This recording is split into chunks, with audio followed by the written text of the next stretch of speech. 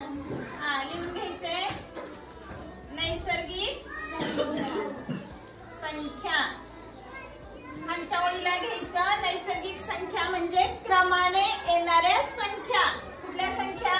क्रमाने